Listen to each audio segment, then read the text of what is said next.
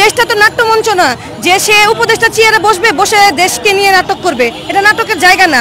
এখন ফারুকী সাহেবের উদ্দেশ্যে একটাই বলবো, ফিল্মে ডায়লগে মারতে হয়, নাটক কম করো প্রিয়। আমরা তো জান না তার হাতে আপনার চেয়ারটা দিয়ে দিতে পারি না, কারণ ওই চেয়ারটা হচ্ছে অনেক দায়িত্ববান একটা চেয়ার। আপনাদের সেভ করার জন্য শিক্ষার্থীরা আসবে না, প্রয়োজনে আপনাদের বিকল্প খুঁজে নিতে শিক্ষার্থীরা রাস্তায় আসবে। যা ধানমন্ডি ৩২-কে কাফেলা মনে করে তাদেরকে উপদেষ্টা নিয়োগ দেওয়া হয়েছে। গতকাল ৩ জন উপদেষ্টা শপথ গ্রহণ করেছেন। এর সাথে ৩ জন প্রধান উপদেষ্টার বিশেষ সহকারী প্রতিমন্ত্রী মর্যাদায় জয়েন। আসসালামু আলাইকুম, আপনাকে স্বাগতম আজকের আরো একটি নতুন ভিডিওতে। এবার সদ্য উপদেষ্টা ফারুকীকে অপসারণের ২৪ ঘন্টা আলটিমেটাম দিলেন ছাত্র জনতা। অন্যদিকে কিছু গুরুত্বপূর্ণ তথ্য দিলেন জাহেদ ভাই। আজকে আমি আপনাদের দুটি ভিডিও প্রমাণ সহ দেখাবো, তাই বলছি ভিডিওটি না টেনে সম্পূর্ণ দেখবেন, তাহলে বিস্তারিত জানতে পারবেন ইনশাআল্লাহ। দর্শক, ভিডিওগুলো প্লে করার আগে আপনার কাছে ছোট্ট একটা রিকোয়েস্ট, এখনো যারা আমাদের চ্যানেলটি সাবস্ক্রাইব করেননি, নিত্য নতুন ভিডিওর আপডেটগুলো পেতে চ্যানেলটি সাবস্ক্রাইব করে আমাদের সঙ্গে থাকুন। তো চলুন দর্শক, আমরা কথা না বাড়িয়ে পর্যায়ক্রমে সেই ভিডিওগুলো দেখে আসি। দেশটা তো নাট্যমঞ্চ না যে সে উপদেষ্টা চেয়ারে বসবে, বসে দেশকে নিয়ে নাটক করবে। এটা নাটকের জায়গা না। এখন ফারুকী সাহেবের উদ্দেশ্যে একটাই বলবো, ফিল্মে ডায়লগে মারতে হয়, নাটক কম করো প্রিয়। আমরা তো জান না তার হাতে আপনার চেয়ারটা দিয়ে দিতে পারি না, কারণ ওই চেয়ারটা হচ্ছে অনেক দায়িত্ববান একটা চেয়ার। এখন ধর্মুর্গী করজা বা হুট করে আইসা চেয়ারের মধ্যে একজন বৈশাখের, এটা তো হবে না। তাহলে তো আমরা প্রতিটা মানুষ যারা দেশ স্বাধীনে ছিলাম তারা আমরা বলতে পারি যে আমাদেরকে এক একটা চেয়ার দেওয়া হোক, আমাদেরকে এক একজনকে উপদেষ্টা বানানো হোক। আমরা তো ওগুলো বলবো না, কারণ দেখেন উপদেষ্টা চেয়ারটা অবশ্যই একটা দায়িত্বশীল জায়গা। আর এই জায়গাটাতে অবশ্যই কোনো নাট্যমঞ্চের কোনো লোককে বসানোটা আমি মনে করি না রাইট আছে। মোস্তফা ফারুকী সাহেব যদি বলে থাকে যে সে আন্দোলনের সাথে ছিল বা একমত প্রকাশ করেছিল, তাকে আমি আবারও বলবো বা মনে করিয়ে দিব যে যে স্বৈরাচার সরকার ছিল সে তার পক্ষ নিয়ে কথা বলেছিল। আর সে এটাও বলেছে যে সে লিখেছে ছাত্রদের নিয়ে। অ্যাজ এ রাইটার হিসেবে সে অনেক কিছু লিখতেই পারে, তার নাটক বানানোর জন্য অনেক কিছু প্রয়োজন হইতেই পারে, কিন্তু দেশটা তো নাট্যমঞ্চ না যে সে উপদেষ্টা চেয়ারে বসবে, বসে দেশকে নিয়ে নাটক করবে। এটা নাটকের জায়গা না। সো আমরা জনগণরা চাই সে পদত্যাগ করুক, এটা তার জায়গা না। অবশ্যই যারা তাকে নিয়োগ দিয়েছে এটা তারাই শহীদদের রক্তের সাথে বেইমানি করেছে, কারণ যে স্বৈরাচার আমরা বিদায় করেছি সেই দলের যদি কাউকে নিয়োগ করা হয়, এটা কি আপনার মনে হয় না যে এটা শহীদদের রক্তের সাথে বেইমানি করা হচ্ছে? এটা অবশ্যই বেইমানি করা হচ্ছে।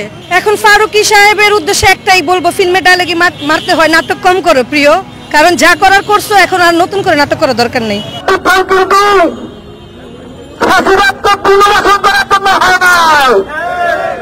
আমাদের অভ্যুত্থান হয়েছে এই ফাঁসিবাদীদের স্তর পতন করার জন্য। আজকে আমরা দেখছি বিভিন্ন ছলে তাদের দর্শনে সরকারের বিভিন্ন জায়গাতে যারা এই ১৫ বছরে এই ফাঁসিবাদকে একটা দানব স্বৈরাচারী শাসক হতে সহযোগিতা করেছিল, আজকে তাদেরকে উপদেষ্টা হিসাবে নিয়োগ করা হচ্ছে।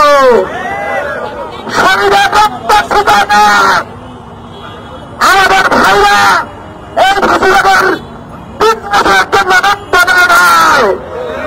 আমাদের যে লড়াই, এই লড়াই ফাঁসিবাদের পূর্ণতাকে না দেখতে আমরা রাজপথ ছেড়ে যাচ্ছি না। আজকে অভ্যুত্থানের যারা মূল স্টেক হোল্ডার, যারা ছাত্র নেতৃবৃন্দুর সাথে কোন রকম আলোচনা ছাড়াই ব্যবস্থা নিতে হচ্ছে, বিপ্লবী ছাত্ররা কিন্তু তা কোনোভাবেই মেনে নেওয়া হবে না। আমরা আজকে এই রাজভাস্কর্য থেকে উপদেষ্টা পরিষদকে স্পষ্ট বলতে চাই, আপনারা যে উপদেষ্টা হচ্ছেন সেই উপদেষ্টা পরিষদের লেজিটিমেসি কারা? সেই উপদেষ্টা পরিষদের লেজিটিমেসি এই ছাত্র জনতারা। আপনাদের পিছন থেকে যদি এই ছাত্র জনতারা সরে যায়, তাহলে কিন্তু আপনাদের আর খুঁজে পাওয়া যাবে না। অনতিবিলম্বে যে সব জায়গাগুলোতে এই ফাঁসিবাদের যারা দোষক ছিল, যারা শুধু 2 মাসে আন্দোলনের পক্ষে ছিল না, এই 15 বছরে তারা এই ফাঁসিবাদকে একটা দানব শাসক রূপে আবির্ভূত হয়ে সহযোগিতা করেছে, তাদের বিচারের সংরক্ষণ করতে হবে। তাদের বিচারের সক্ষম না করে যারা তাদেরকে বিভিন্ন ছলে বলে কৌশলে পুনর্বাসন করার পায়ে তারা করছেন, তাদের কিন্তু পরিণতি ভয়াবহ হবে। অতএব এখন তাদেরকে আগামী বাংলাদেশে কোন ফাঁসিবাদের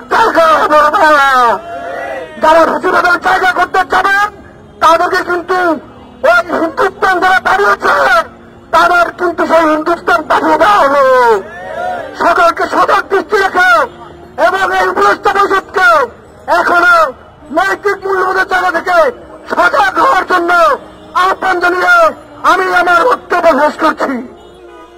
ছাত্র জনতার কোন প্রকার ম্যান্ডেট ছাড়া উপদেষ্টা নিয়োগ করার সিদ্ধান্ত দেওয়া হয়েছে। গতকাল 3 জন উপদেষ্টা শপথ গ্রহণ করেছেন। এর সাথে 3 জন প্রধান উপদেষ্টার বিশেষ সহকারী প্রতিমন্ত্রী মর্যাদায় জয়েন করেছেন। 3 বিশেষ সহকারীকে নিয়ে খুব বেশি আলোচনা সমালোচনা হচ্ছে না, কিন্তু 3 উপদেষ্টাকে নিয়ে প্রায় 3 জনকে নিয়ে কম বেশি আলোচনা সমালোচনা হচ্ছে। এবং একটা লক্ষণ কি দেখছি আমরা, যে সরকারের সাথে ছাত্রদের, যারা এই আন্দোলনের সামনের সারিতে ছিলেন গণ অভ্যুত্থানের, তাদের সাথে কি কোনো সংকট তৈরি হচ্ছে এটাকে কেন্দ্র করে, সেই প্রশ্নটাই নিয়ে মূলত আলোচনা করব। তার আগে উপদেষ্টাদের নিয়ে আলোচনার প্রসঙ্গে 2-3টে কথা। আমরা নিশ্চয়ই খেয়াল করেছি এর মধ্যে ফেসবুকে সবচেয়ে বেশি আলোচনা সমালোচনা হচ্ছে জনাব মুস্তাফা সরওয়ার ফারুকীকে নিয়ে। অ্যাপারেন্টলি তার নিয়োগটা সাংস্কৃতিক মন্ত্রণালয়ে, মনে হবে উনি দীর্ঘদিন চলচ্চিত্র নিয়ে কাজ করেছেন বা বহু সময় টিভিতে নাটক বানিয়েছেন, এই সেক্টরে উনি কাজ করছেন, সুতরাং উনি ভালোই করার কথা, এ ধরনের একটা পারসেপশন আসতে পারে। কিন্তু তার যোগ্যতার চাইতে সবচেয়ে বেশি আলোচনা সমালোচনা, বিশেষ করে সমালোচনা হচ্ছে তার শেখ হাসিনার সময়কার ভূমিকা নিয়ে। প্রচুর ছবি, প্রচুর স্টেটাস আমাদের সামনে এসছে। শুধু তাই না, শেখ হাসিনা পতন এবং পালিয়ে যাওয়ার পর 32 নম্বরকে রেস্টোর করা নিয়ে তার একটা স্টেটাস আমাদের সামনে আসছে। অনেকে সেই স্টেটাসটা নিয়েও তাকে তীব্রভাবে সমালোচনা করছেন। শুধু সেটা না, যেন ফারুকীর স্ত্রী, বিখ্যাত অভিনেত্রী তিশা, তিনি মুজিব সিনেমায় অভিনয় করেছেন, তার সাথে শেখ হাসিনার প্রচুর ছবি আছে, এগুলো সব সামনে আনা হচ্ছে। আমরা তীব্র বাকবিতণ্ডায় জড়িয়ে পড়েছি। দর্শক, আশা করি সম্পূর্ণ ভিডিওটি দেখেছেন। দর্শক, এই ভিডিও সম্বন্ধে যদি আপনার কোনো মতামত থাকে তাহলে অবশ্যই কমেন্ট করে জানাবেন। ভিডিওটি ভালো লাগলে লাইক করবেন। দেখা হচ্ছে পরবর্তী কোনো ভিডিওতে। সেই পর্যন্ত সবাই ভালো থাকবেন, সুস্থ থাকবেন। আল্লাহ হাফেজ।